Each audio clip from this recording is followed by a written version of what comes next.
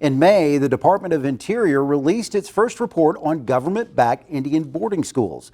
The report found at least 500 Native American children died at some of the schools, and that number is expected to reach into the thousands as more research is done. Kennedy Sepulvedo joins us now with a new effort from the Interior Department to learn and heal from the past. Kennedy? Jason, Deb Haaland, the first Native American seated as the U.S. Secretary of Interior, launched a year-long Road to Healing tour to document the shared experiences of survivors of Indian boarding schools. The tour kicked off its first day of testimony July 9th in Anadarko, Oklahoma. I must warn you, some of the details from survivors may be disturbing. I spent 12 years in this hellhole. I was no longer allowed to use my name. I was given a number. So I woke up and I looked, and here they were whipping my two sisters. We look like little gray-headed women. Day one of the Department of Interior's Road to Healing tour met with tears and heavy hearts.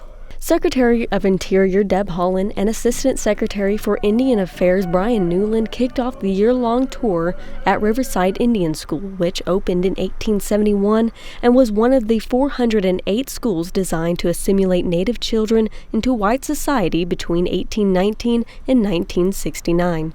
I will listen with you, I will grieve with you, I will weep, and I will feel your pain. This is one step among many that we will take to strengthen and rebuild the bonds within Native communities that federal Indian boarding schools set out to break. Those steps have the potential to alter the course of our future. To the survivors of these boarding schools and their families, the Secretary and I want to thank you for your courage. One by one, survivors spoke of their time at Indian boarding schools. A Kiowa man and Marine Corps veteran shared his story from 2 boarding schools. And the moment I landed there, they took me downstairs, took all my clothes off, and threw a bunch of green stuff all over me. It stung like hell. And when they put the water on me, it stung even worse. They did not care. They didn't bat an eyelash. And they said, if you cry, we will whip you. And when I got out of St. Patrick's Indian Mission, I thought it was over. But then I landed at Riverside, here. And it started all over again. The story doesn't change much for each of the elders' first day at boarding school. They stripped me down, they cut my hair off, and they poured liquid in my hair. So she was fighting with the nuns to keep her hair, and that nun just chopped her hair real hard, so it cut a piece of her earlobe off. The matron took her scissors and cut off our hair and filled our heads with DDT. This was later banned by the U.S. government as a dangerous pesticide. We had kerosene poured on our hair, I guess to kill any lice or whatever was in our hair. And after that was done, we stepped out and we were told to sit on a chair, still naked. And our long hair was cut off. Over the years, you have an opportunity to speak with others that have been in boarding schools, and most of them experience the same things. At just 9 or 10 years old, Jack was taken from his family, separated from his siblings. His younger brother went to the Jones Academy with him, but when they got there, they too were separated.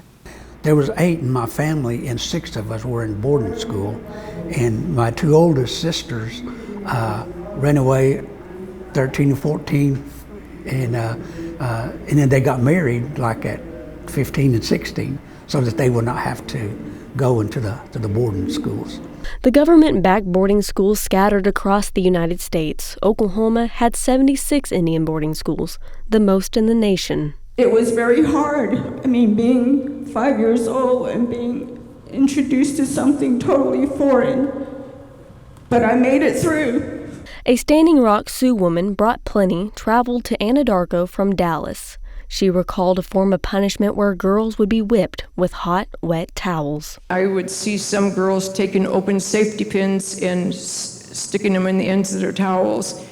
They took my friend Lucy and her friend, and they lined all of us girls up in 2 different separate lines, and they started sending the girls down a line, which we had to whip them with these wet towels. And I couldn't hit her, and so they ripped my clothes off me at the end and sent me down right after the girls. Chief of the Shawnee tribe, Ben Barnes, shared a testimony from one of his tribal members who lives in Kansas. It was intimated to her, or even directly threatened to her, that if she was to speak about the sexual assault perpetrated on her, that she would find herself in that cemetery. When she did speak up, after not being able to keep quiet any longer, they drugged her up and institutionalized her, sent her to a mental ward, and they attempted to have tubal ligation on her. Ultimately, it led to issues of her personal life where they took her first child away from her, she's recently rediscovered in the last 2 years.